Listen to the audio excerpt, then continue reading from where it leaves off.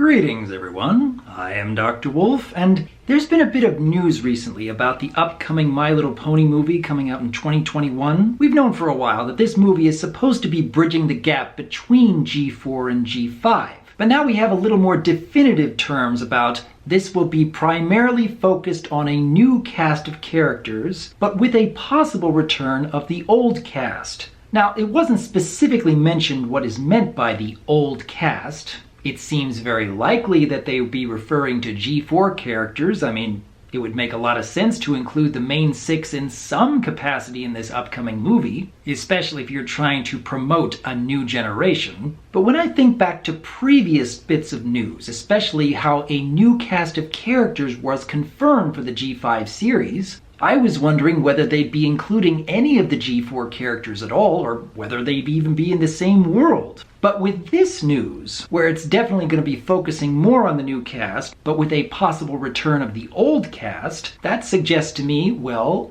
maybe it is taking place in the world we've come to know. Maybe there is going to be a scattering of G4 cameos in the G5 series. I know that Twilight's voice actress, Tara Strong, had stated that Twilight would not be returning for MLP G5, but if it's going to be a case of Twilight making a very brief cameo here and there, would it make a lot of sense to bring Tara Strong back? Or would it make more sense to just hire a new voice actress for the character? Or maybe it really is that Twilight wouldn't be returning for the G5 series at all. I do like the idea that in this next movie it's going to be combining elements of both G4 while introducing elements of G5.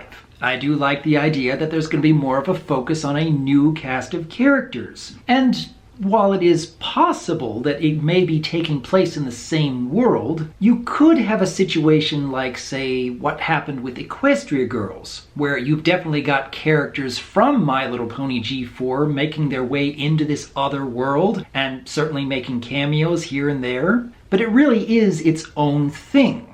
Despite the fact that you have this crossover between the different worlds, the primary focus is on the Equestria Girls universe in that series. So it could very well be a similar situation with G5, where you have different worlds colliding and you have different characters crossing over, and perhaps even upping the stakes when you have multiple worlds in danger.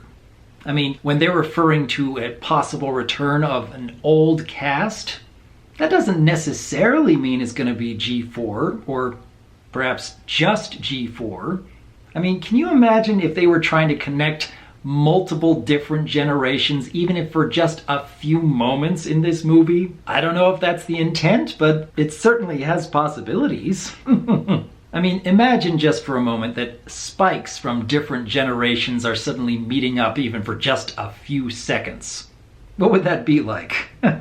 All in all, though, it is an interesting idea that this upcoming movie coming out in September of 2021 is going to be bridging the gap between generations, and that there is a possible return of an old cast. That very likely means the main six, but I'm not going to say that 100% for sure. But honestly, if you are trying to introduce a new generation and you have a previous generation reaching such massive heights of popularity in its day, it would make a lot of sense to try and bring some of those characters and elements back in order to help introduce new cast of characters for a new show. But then, what do each of you think?